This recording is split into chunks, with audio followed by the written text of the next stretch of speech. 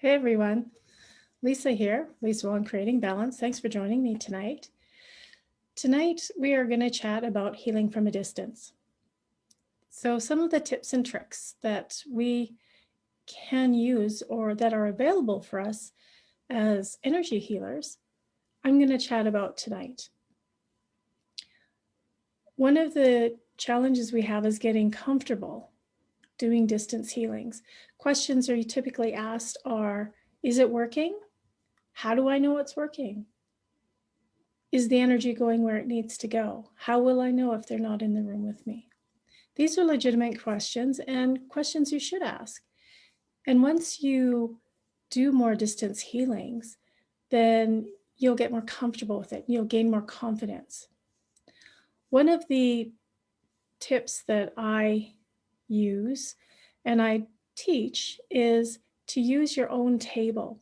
Set your table up where a client would typically be if they were coming to see you in person, and get it all set up. Get the room set up, light your candles, get your crystals out. If you use sprays or aromatherapy, any sage, sweetgrass, Palo Santo, any of the tools that you would use in a regular healing session in person, then get that all ready for the distance healing session.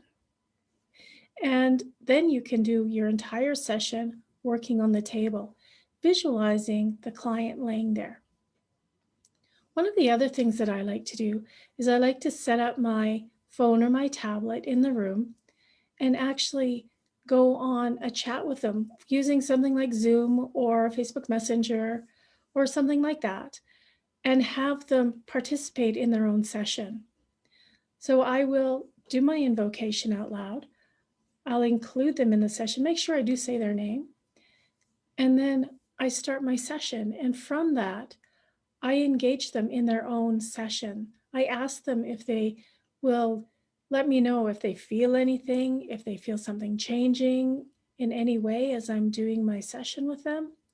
And I as well will let them know if I feel any shifting or any aligning that's required to be done, or any clearing even that's required to be done.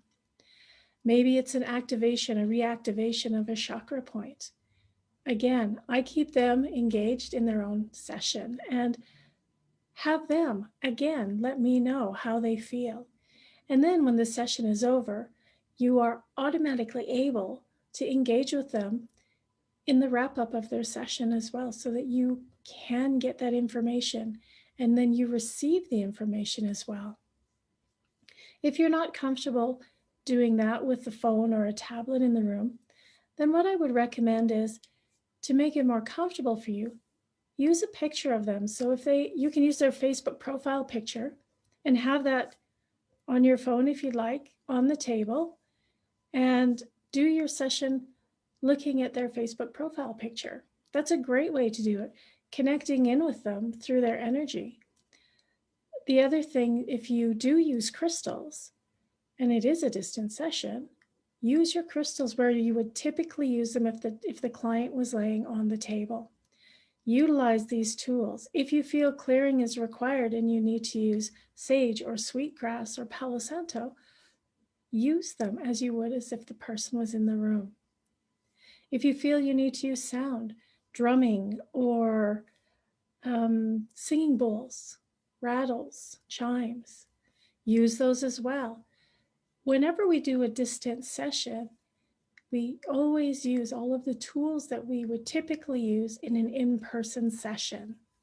So what I recommend is treat a distance session exactly as you would if the person was there in the room with you.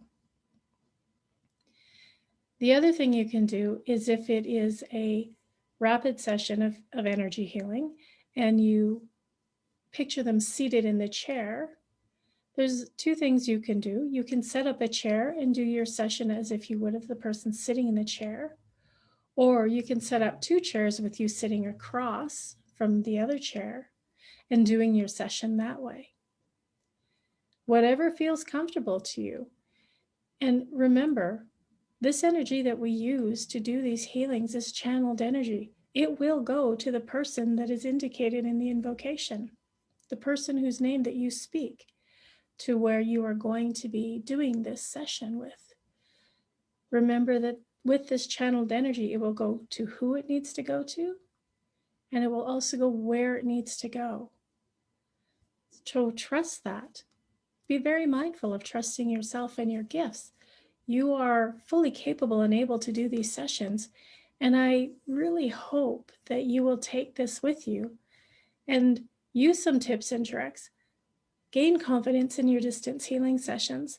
And if it's something that you want to practice first, ask a friend who's at home and maybe lives across the city or even in another town, and ask them if you could practice a distance session with them. And do your session completely. You try it with them on the phone with you. Try it with them on a messenger chat with you. Try them without, where you call them up later and ask them any questions or provide the feedback that you require to give them after the session that you had with them. But remember, you strengthen your gift by using your gift.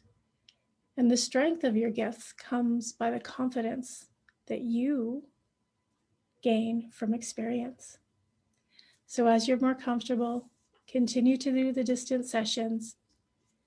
And I wish you very well on your journey. And I wish you all the best. Stay curious.